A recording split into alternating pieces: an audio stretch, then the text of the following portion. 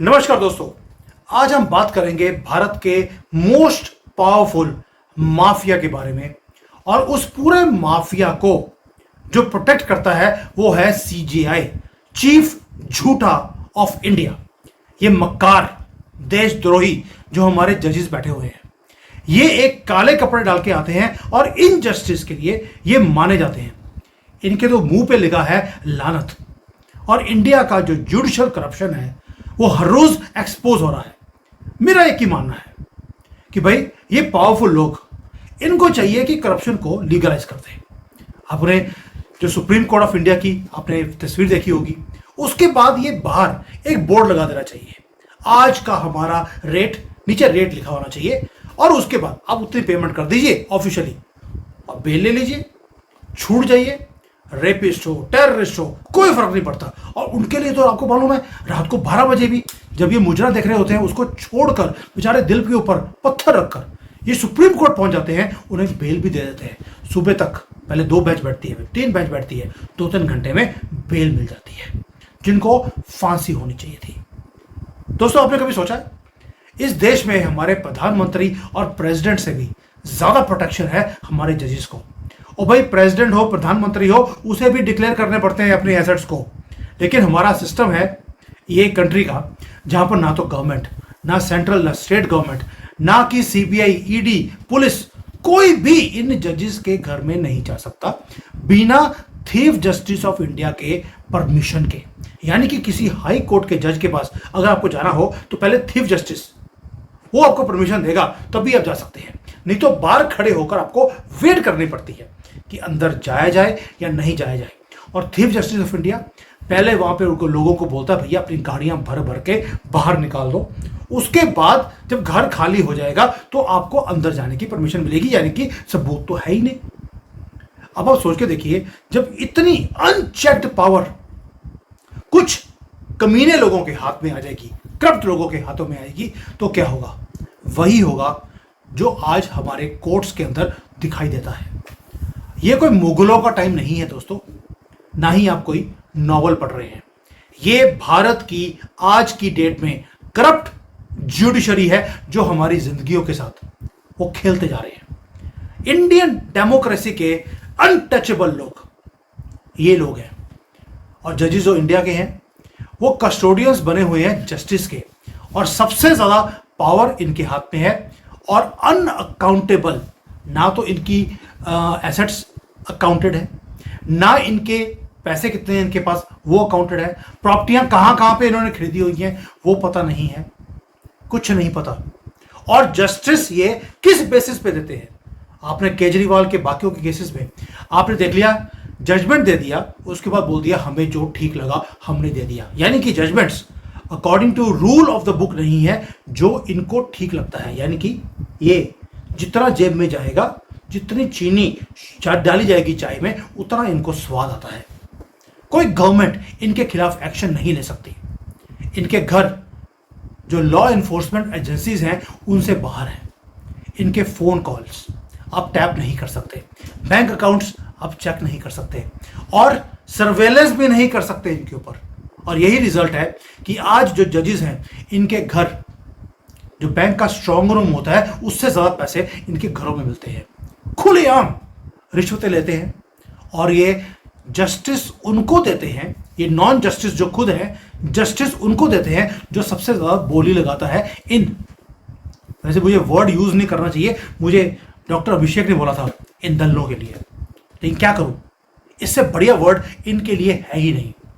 ये अगर वो एक्सीडेंटल फायर अगर नहीं हुई होती एक जज के घर में, और एक ऑनेस्ट फायर फाइटर, छोटा सा आदमी, उसने अगर जसवंत वर्मा के घर में वो जो इतने कैश की ढेरियां थी उसको अगर उसने फिल्म में नहीं लिया होता तो ये कुछ नहीं होता जो आज हम बात कर रहे हैं।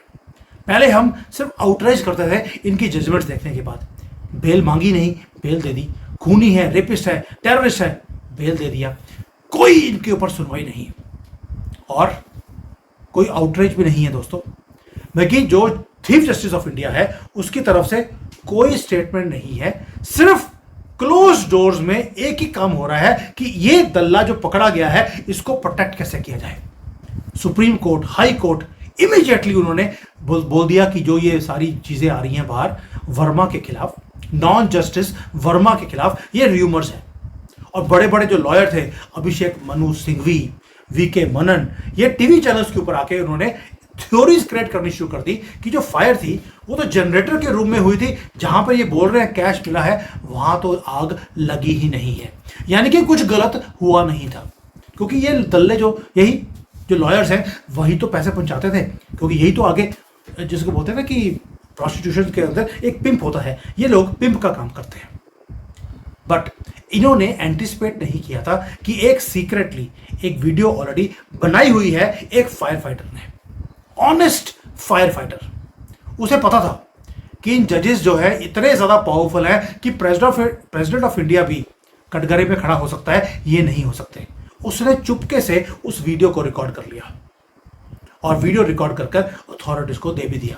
उन अथॉरिटीज के पास भी फोन किया, पुलिस वालों के पास, कि आपके पास वीडियो है उसे आप डिलीट कर दीजिए।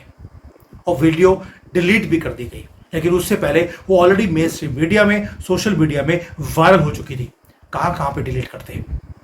और जब से ये वीडियो सरफेस हुआ है, जिसको बोलते हैं कि बेशर्मी की हद होती है, नॉन जस्टिस वर्मा जी क्या बोलते हैं कि स्टोर रूम जो उनके घर में था उन्हें उनके कंट्रोल में नहीं है, उन्हें पता ही नहीं है कि उनके घर में स्टोर रूम भी है एक।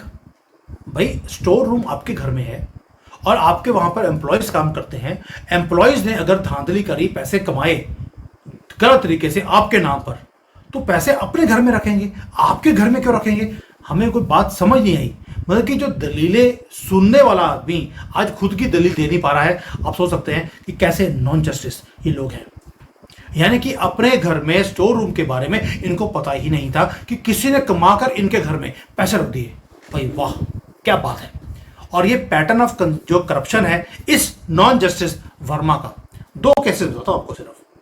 पहली बात आपको याद है कि हेमंत सोरेन का केस आया था, सीबीआई इन्वेस्टिगेशन कर रही थी उस करप्ट पॉलिटिशियन की। इस बंदे ने सीबीआई की इन्वेस्टिगेशन को रोक दिया और उस पॉलिटिशियन को, हेमंत सोरेन को, बरी भी कर दिया। भी जा, घर जा और जाकर पैसे कमा। दूसरी तरफ दिल्ली में रायट्स हुए थे जब ट्रंप दिल्ली में थे, 11 लोगों को पकड़ा गया, स्ट्रॉन्ग एविडेंस था उनके खिलाफ। लोअर कोर्ट ने लाइफ इंप्रिजनमेंट का वर्डिक्ट दिया था और इस नॉन जस्टिस वर्मा ने सबको बरी कर दिया। आपको लगता है कि ये जो सारा जो बरी किया है सोरेन को या इन टेररिस्ट को, ये स्पिरिट ऑफ जस्टिस को देखकर किया है या पैसों को देखकर किया है, ये आप समझ सकते हैं। नोट वहीं से आए थे। लेकिन मैं एक चीज पूछता हूं आपसे कि अगर कोई और कंट्री होती जहां पर जस्टिस पकड़े जाते, वो पहले तो पकड़ते ही वो अपने आप को रिजाइन खुद ही कर लेते कि डिसग्रेसफुल तो हम हो ही चुके हैं, अब खुद ही निकल जाओ बाहर, और एक इन्वेस्टिगेशन उनके ऊपर शुरू हो गई होती। लेकिन भारत के अंदर देखिए क्या कंट्री है हमारा, चुप्पी है बिल्कुल गवर्नमेंट की तरफ से। किसी सिटिंग जज ने कंडेम नहीं किया, किसी लॉयर ने कोई भी एक्शन के लिए नहीं बोला इनके ऊपर एक्शन होना चाहिए, और किसी भी मेंबर ऑफ द जुडिशरी ने रिजाइन तक नहीं किया। लेकिन जो जजेस हैं उन्होंने कोसना शुरू कर दिया नॉन जस्टिस वर्मा को, इसलिए नहीं कि उसने करप्शन करी है, इसलिए कि वो पकड़ा गया। अब इन जजेस को लगता है इस बेवकूफ के चक्कर में अब पूरे सिस्टम के ऊपर काज गिरेगी। जो पहले छुपकर ये लोग बोलते थे कि भैया ये तो नॉन जस्टिस है, पैसे कमाते हैं, दल्ले हैं, अब ओपनली इनके मुंह पे बोलना शुरू कर दिया। और अब क्या होगा कि हर जजमेंट के बाद वीडियोस बनेगी, इनकी हर जजमेंट को स्क्रूटनाइज किया जाएगा, स्कैंडल्स बाहर निकलेंगे और पूरा का पूरा कंट्री एक लीगल हेल में फंस चुका है इन केस के बाद, इस पैसे को पकड़ने के बाद। ये वो देश है जहां पर 3 करोड़ से ज्यादा केसेस पेंडिंग पड़े हैं इंडियन कोर्ट्स के अंदर। लाखों लाखों लोगों की जिंदगियां खराब कर दी इन करप्ट जजेस ने, इनकी inefficiency, delays, corruption in the judicial system. और सिस्टम भी तो कांग्रेस का बनाया हुआ, ये उसी का फायदा उठा रहे हैं। कांग्रेस ने इनको पावर दे दी कि पहले तो चोर 30-40 चोर को इकट्ठा करके बता दिया तुम चीफ जस्टिस ऑफ इंडिया हो, तुम नीचे सुप्रीम जजेस हो, जस्टिस बोलते हैं इनको। और उसके बाद पावर दे दी कि तुम ही अगले ठगों को तुम ही चूज करोगे किसी और के पास ये पावर नहीं है। इसलिए ये लॉयर्स और जजेस इस ब्रोकन सिस्टम को एक्सप्लॉइट भी करते हैं और इसमें से पैसे भी कमाते हैं हर रोज। और जो जजमेंट्स हैं, जो जस्टिस है, वो मिलती है पैसे वालों को। गरीब को जस्टिस कहां मिलती है इस देश में? हो ही नहीं सकता। और मैं आपसे एक क्वेश्चन पूछता हूं जो सुन रहे हो, क्या आप में से एक भी आदमी जो इंडियन जजेस हैं इनके ऊपर भरोसा रखता है या इन्हें इतनी सी भी रिस्पेक्ट करता है? आंसर जरूर देना कमेंट्स के अंदर, क्योंकि ये काले कपड़ों वालों से हमारे पेरेंट्स ने एक ही बात बोली थी, बेटा काले कपड़े वालों से दूर रहना, ये सांप से ज्यादा भी खतरनाक होते हैं। ये कभी सिंबल होते थे जस्टिस के, और आज ये सिंबल बन चुके हैं करप्शन के। लोगों को दबाते हैं और इनके नाम को लेकर लोग तंज कसते हैं। इनकी हर जजमेंट को डाउट किया जाता है और इन्हें रिमेंबर किया जाता है not for justice but for injustice. ये दल्ले बन चुके हैं, एजेंट्स बन चुके हैं इनजस्टिस के। दोस्तों मैं बहुत बोलता हूं, ये टाइम है इस भारत के अंदर एक पीपल्स मूवमेंट का। जब तक हम अपनी वॉइस को रेज नहीं करेंगे, ये एक करप्ट जज नहीं है, पूरा सिस्टम ही गला हुआ है। ये क्रिमिनल्स को प्रोटेक्ट करते हैं हर रोज। ये जो नेशनलिस्ट लोग हैं उन्हें दबाते हैं, उन्हें बेल भी नहीं मिलती है, लेकिन जो टेररिस्ट हैं उनको रात को भी बेल मिल जाती है। जब तक हम अपनी वॉइस को रेज नहीं करेंगे, सोशल मीडिया नहीं भरेंगे इन, मैं बार बार वर्ड यूज कर रहा हूं जो नहीं करना चाहिए, वर्ड ही एप्ट है इनके लिए, दल्ले। ये फाइट हमें करनी पड़ेगी दोस्तों सोशल मीडिया पर, ताकि इन जजेस के घर तक हीट पहुंचे कि अब जो इस देश का सिटीजन है वो इनसे अकाउंटेबिलिटी मांगता है। ये अपने आप को बोलते हैं ना कि हमें को टच नहीं कर सकता। अब इन्हें अपनी इनोसेंस प्रूव करनी पड़ेगी।